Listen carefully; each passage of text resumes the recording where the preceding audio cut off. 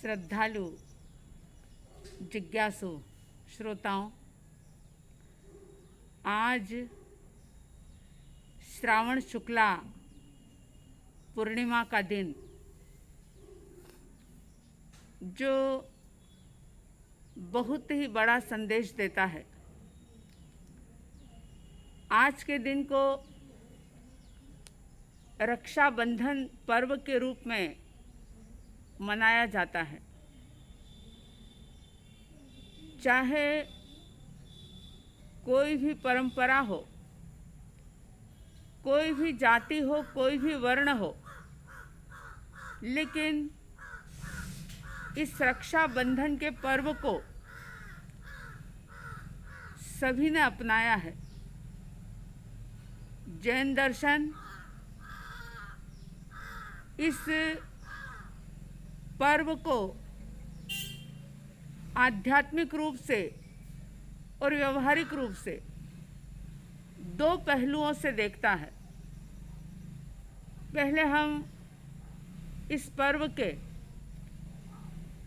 आध्यात्मिक रूप की चर्चा करेंगे। रक्षा का मतलब होता है प्रेम, दया, सहयोग, करुणा। जहाँ पर रक्षा का भाव नहीं होता, वहाँ पर कड़वाहट होती है, वहाँ पर दुश्मनी होती है, वैर विरोध का भाव होता है। लेकिन जहाँ रक्षा है, वहाँ आपसी सौहार्द है, सहयोग है, प्रेम है, करुणा की भावना है। जितने भी तीर्थंकर परमात्मा होते हैं, वे सब सिर्फ और सिर्फ रक्षा के लिए ही संदेश, देशना और उपदेश देते हैं। रक्षा दो प्रकार की होती है, एक स्व आत्मा की रक्षा और एक पर आत्मा की रक्षा। जब कोई भी व्यक्ति स्व आत्मा की रक्षा का बोध प्राप्त करता है और स्व आत्मा की रक्षा के लिए संकल्पबद्ध होता है, तो वही व्यक्ति पर जीवों की भी रक्षा कर सकता है। स्व की रक्षा, स्व आत्मा की रक्षा, जो कि एक प्रकार का धर्म कह दूं। अगर स्व आत्मा की रक्षा नहीं की तो उस रक्षा के अभाव में 84 लाख जीवा योनि का ये जो परिभ्रमण है, ये हमेशा चलता ही रहता है। इस पर्व के साथ बहुत सारी कथाएं जुड़ी हुई है। आपने सुना होगा कि महापद्म चक्रवर्ती, उनके समय में उनका मंत्री था नमुची। किसी समय में नमुची ने राजा का कोई विशेष कार्य संपादन कर दिया था और उससे चक्रवर्ती सम्राट प्रसन्न हो गए थे। जब चक्रवर्ती ने प्रसन्न होकर के नमुची से कुछ मांगने को कहा, तो नमुची मंत्री, जिसके मन के अंदर जैन साधुओं के प्रति बड़ा ही विरोध का भाव था, बड़ा ही दुश्मनी का भाव था, और उसका कारण ये था कि जैन साधु भगवंतों ने अपने अद्भुत ज्ञान से, अकाट्य तर्कों से नमुची को किसी समय वाद विवाद के अंदर पराजित कर दिया था। और पराजित होने के बाद नमुची के मन में जैन संतों के प्रति एक विरोध का भाव पनपने लगा, क्योंकि रोम रोम में अहंकार भरा हुआ था। जब उसको मौका मिला और महापद्म चक्रवर्ती ने उसको कुछ मांगने के लिए कहा, तो उसने 7 दिन के लिए राज्य मांग लिया। और ये कहा कि जब भी मैं चाहूँगा मैं इसे ले लूँगा, यानी 7 दिन के लिए मैं राजा बनना चाहता हूँ। महापद्म चक्रवर्ती वचनबद्ध थे और उन्होंने उसे ये वचन दे दिया। चातुर्मास का समय आया और बहुत सारे संत, लगभग 700 मुनिराज हस्तिनापुर नगरी के अंदर वर्षावास करने के लिए पधारते हैं। उस समय में विष्णु कुमार मुनि जो थे, जो कि महापद्म चक्रवर्ती के छोटे भाई थे, वे मेरु पर्वत पर अपनी आत्म साधना कर रहे थे, ध्यान साधना के अंदर लीन थे।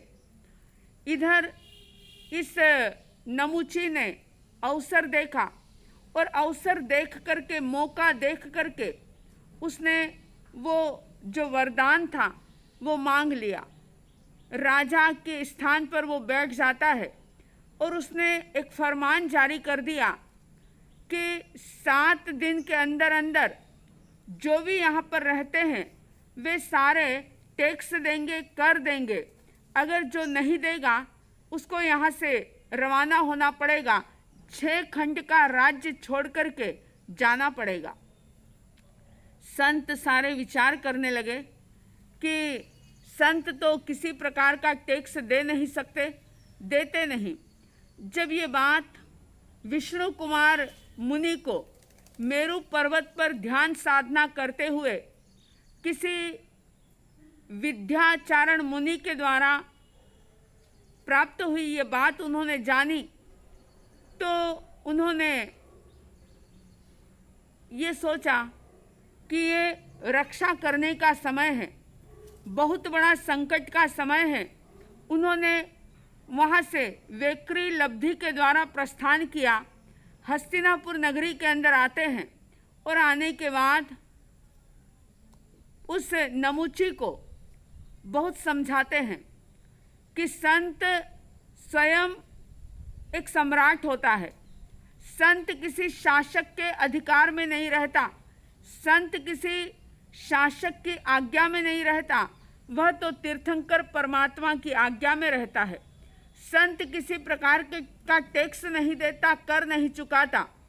बहुत समझाया कि इस प्रकार से संतों की अवहेलना करना अच्छा नहीं है, लेकिन जहाँ पर अहंकार नस नस में भरा हुआ हो, रोम रोम से अहम प्रवाहित हो रहा हो, वहाँ पर वह व्यक्ति किसी की भी बात को सुनने के लिए तैयार नहीं हो सकता, उसे वह बात अच्छी नहीं लग सकती।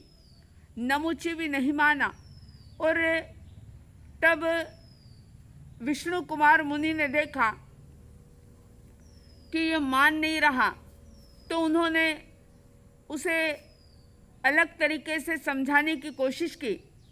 नमुची ने ये देखा कि विष्णु कुमार जो है ये महापद्म के छोटे भाई हैं, तो उन्होंने कहा कि मैं सिर्फ आपको 3 पैर रखने जितनी जगह देता हूँ, इसलिए देता हूँ कि आप सम्राट के छोटे भाई हैं, लेकिन बाकी सब संतों को मेरे आदेश का पालन करना होगा। जब ये बात विष्णु कुमार मुनि ने सुनी तो उन्होंने रक्षा के लिए, धर्म की रक्षा के लिए, मुनियों की रक्षा के लिए, चारित्र की रक्षा के लिए वेक्री लब्धि का प्रयोग किया।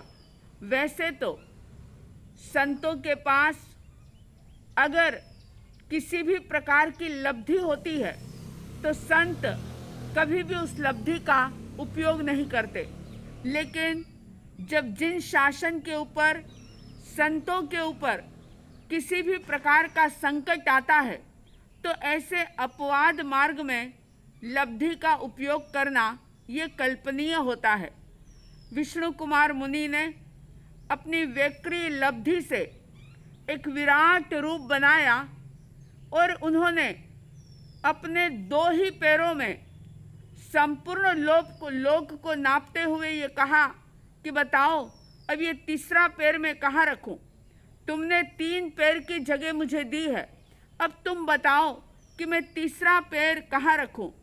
नमुची भयभीत हो जाता है, थर थर कांपने लग जाता है और इस प्रकार से वो उनसे माफ़ी मांगता है। विष्णु कुमार मुनि ने आज ही के दिन 700 मुनियों की रक्षा की थी, धर्म की रक्षा की थी और उसी उपलक्ष्य में आज का ये रक्षाबंधन पर्व मनाया जाता है। विष्णु का मतलब होता है विराट। रक्षा वहीं पर हो सकती है जहाँ विचारों में विराटता हो, जहाँ चिंतन में उदारता हो।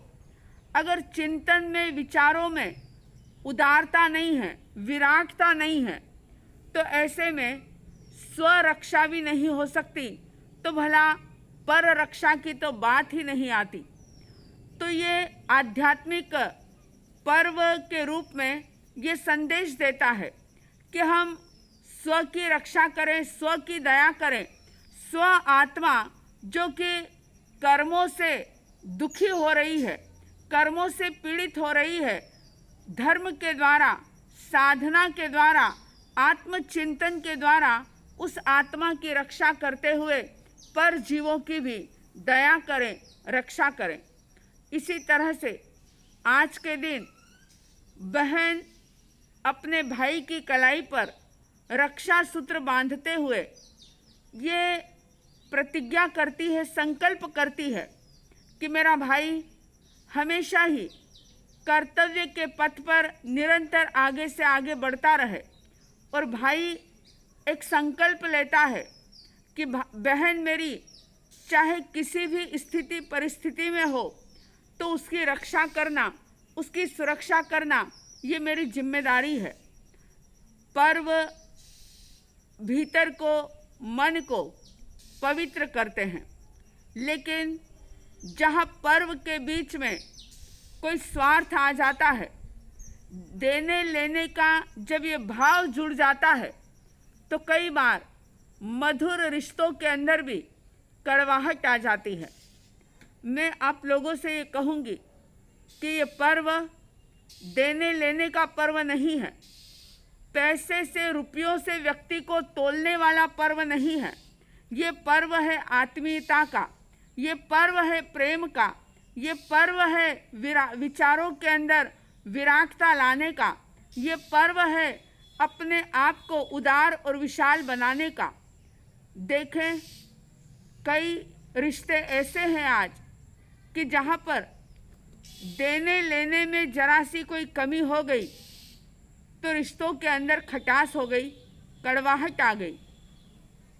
आप देखें, निरीक्षण करें, कहीं आपके साथ भी ऐसा तो नहीं हुआ। रक्षाबंधन के पर्व के हार्द को समझें, उसके सही मीनिंग को समझें और इतिहास को भी देखें कि कर्णावती रानी जिसने कि हुमायूं को एक रक्षा सूत्र भेजा था, जब उसने देखा था कि मेरे राज्य पर संकट है और कौन मेरी रक्षा करे, तो उसने हुमायूं को एक रक्षा सूत्र भेजा। और मजे की बात यह कि जिस समय रक्षा सूत्र सम्राट बादशाह हुमायूं को मिला, उस समय हुमायूं किसी युद्ध के अंदर लीन थे, किसी युद्ध के अंदर वे तल्लीन थे, बिजी थे, व्यस्त थे और बस उनको विजय मिलने ही वाली थी। लेकिन जैसे ही एक रानी के द्वारा भेजा गया रक्षा सूत्र और साथ में किया गया ये निवेदन कि भाई मेरा राज्य और मेरे प्राण संकट में हैं, तुम मेरी रक्षा करो, उसी समय हुमायूं जिसकी कि बस जय पताका फहराने ही वाली थी कि उसी समय उन्होंने उस युद्ध को स्थगित कर दिया और वे तुरंत उस कर्णावती के वहाँ पर आते हैं और उन्होंने देखा कि बहादुर शाह जो कि एक मुस्लिम राजा था और जो कर्णावती के राज्य को हड़पना चाहता था, कर्णावती के शील पर भी संकट आया हुआ था। ऐसे में हुमायूं एक नारी की रक्षा के लिए, रक्षा सूत्र की लाज रखने के लिए वह अपने ही जाति भाई ऐसे बादशाह से, बहादुर शाह से भिड़ जाता है और उसने कर्णावती रानी की ही नहीं बल्कि उसके शील की और उसके राज्य की भी रक्षा करके ये संदेश दिया कि ये कलाई पर बांधा जाने वाला धागा जो है वो कितना महत्वपूर्ण है, कितनी भव्य भावना इस रक्षा सूत्र के अंदर छुपी हुई होती है। तो इस रक्षाबंधन के पर्व का महत्व समझें, सिर्फ रूढ़ी या परंपरा का पालन ना करते हुए इसके अध्यात्म पहलू को भी समझें और इसके व्यवहारिक पहलू को भी समझ करके स्वार्थ को दूर भगाएं, रिश्तों में मिठास लाने की कोशिश करें और आध्यात्मिक पहलू को समझ करके अपनी आत्मरक्षा के साथ साथ स्वदया के साथ साथ पर दया का भी भाव रखें। जितनी जितनी स्वदया स्वरक्षा पुष्ट होगी उतनी ही पर दया और पर रक्षा भी होती चली जाएगी। आप सबके भीतर में स्वदया के साथ साथ पर दया, स्वरक्षा के साथ साथ पर जीवों की रक्षा का भी भाव यानी अहिंसा का भाव विशालतम बनता चला जाए।